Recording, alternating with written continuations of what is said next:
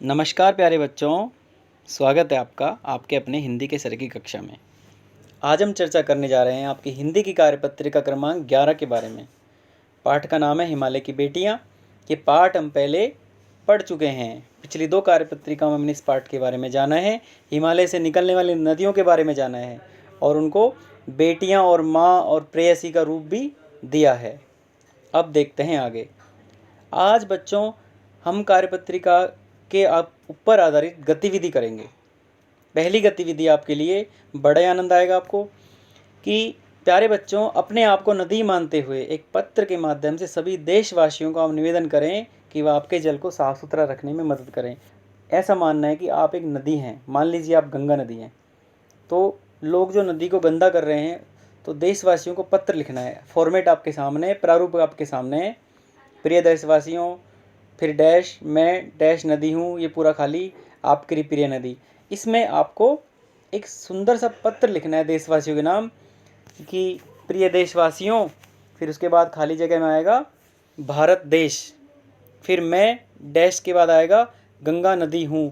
फिर इसमें अपनी समस्या लिखेंगे नदी के रूप में कि मैं भारत के अनेक शहरों और गाँवों की प्यास बुझाती हूँ, लाखों करोड़ों लोगों के जीवन की रेखा हूँ, परंतु लोग मुझे गंदा कर रहे हैं।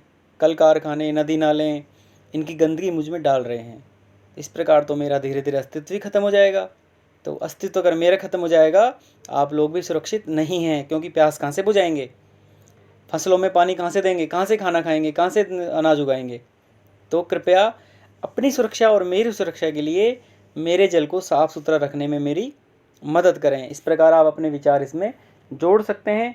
आपकी प्रिय नदी गंगा, इस प्रकार आप किसी और नदी के माध्यम से पत्र लिख सकते हैं। ये हमें पत्र लिखना है। इसके बाद गतिविधि 2, जिन निम्नलिखित नदियाँ जिन जिन राज्यों से गुजरती हैं उनके नाम लिखिए। यानी जैसे गंगा नदी है, यह सबसे पहले उत्तराखंड से निकलती है, उत्तर प्रदेश, बिहार, पश्चिम बंगाल होते हुए निकलती है।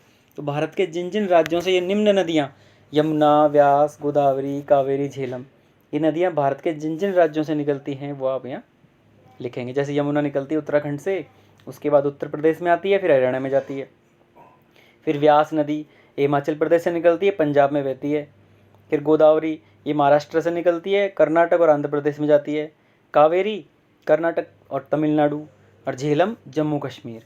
इस प्रकार ये नदियों के आप इस प्रकार ज़्यादा दिक्कत नहीं है, 2 गतिविधियाँ आप आसानी से कर पाएंगे। अगर अभी आपको दिक्कत रहती है तो आप नीचे जो उत्तर है उनकी सहायता ले सकते हैं, लेकिन पहले आप प्रयास करेंगे, फिर आप मेरे उत्तरों की सहायता लेंगे। ये पहली गतिविधि, ये दूसरी गतिविधि।